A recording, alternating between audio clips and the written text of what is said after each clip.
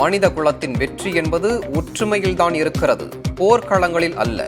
ஐநா பொதுச்சபையில் பிரதமர் நரேந்திர மோடி உரை.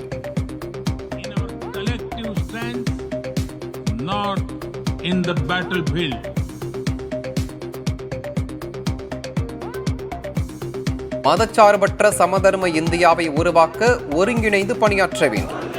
சென்னையில் நடைபெற்ற சீதாராம் யெச்சூரி நினைவேந்தல் நிகழ்ச்சியில் முதலமைச்சர் மு.க. ஸ்டாலின் பேச்சு. தமிழக மீனவர்கள் கைது தொடரும் நிலையில் 40 எம்பிக்கள் எங்கே சென்றனர் என எதிர்க்கட்சித் தலைவர் எடப்பாடி பழனிசாமி கேள்வி. ஏனோ தானோவென்று கடிதம் எழுதிக் கொள்வதுடன் நிறுத்திக் கொள்வதாகவும் முதலமைச்சர் மீது விமர்சனம்.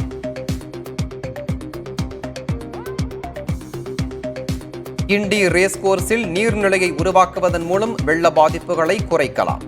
தமிழக அரசு கருத்து தெரிவிக்க தென்மண்டல பசுமை தீர்ப்பாயம் அறிவுறுத்தல்.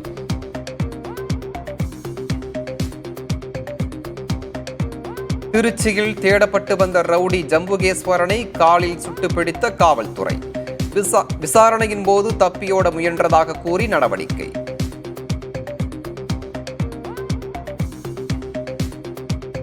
தோஷம் விலக திருப்பதி கோயிலில் 4 மணி நேரம் புனித சடங்கு. தேவஸ்தானத்தின் வேண்டுகோளை ஏற்று வீடுகளில் விளக்கேற்றி வழிபட்ட பக்தர்கள்.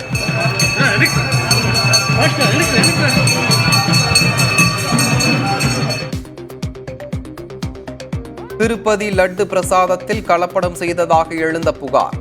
சூடம் ஏற்றி சத்தியம் செய்த திருப்பதி கோயில் முன்னாள் அறங்காவலர்.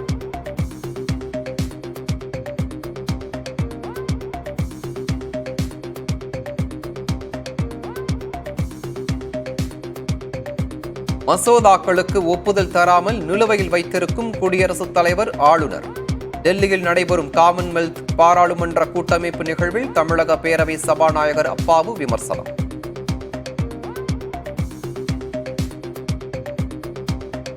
ஜம்மு காஷ்மீரில் ஓய்ந்தது 2ஆம் கட்ட சட்டப்பேரவை தேர்தலுக்கான பரப்புரை. 26 தொகுதிகளில் பலத்த பாதுகாப்பு.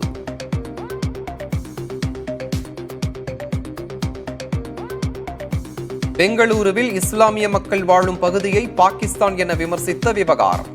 பகிரங்க மன்னிப்பு கோரினார் கர்நாடக உயர்நீதிமன்ற நீதிபதி வேத வியாச்சார் ஸ்ரீசானந்தா.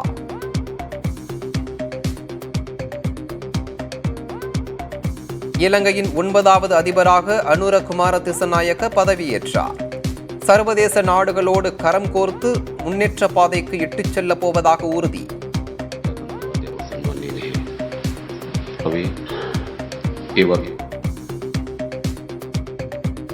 லெபனானில் 300 இலக்குகளை குறிவைத்து இஸ்ரேல் நடத்திய தாக்குதலில் 250க்கும் மேற்பட்டோர் உயிரிழப்பு.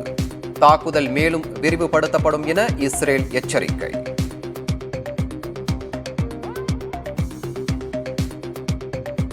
ஆஸ்கர் விருதுக்காக இந்தியாவிலிருந்து பரிந்துரை செய்யப்பட்டது லாபத்தா லேடிஸ் திரைப்படம். இந்திய திரைப்பட கூட்டமைப்பு அறிவிப்பு.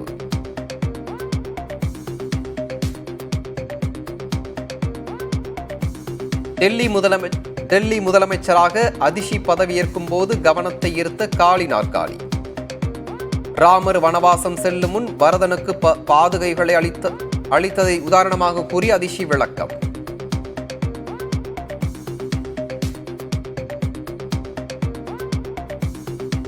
ஒரே நேரத்தில் ஆடவர் மகளிர் செஸ் ஒலிம்பியாட்டில் தங்கங்களை வென்ற தங்கங்கள். புதிய தலைமுறைக்கு சிறப்பு பேட்டியில் வைஷாலி பிரக்ஞானந்தா பெருமிதம்.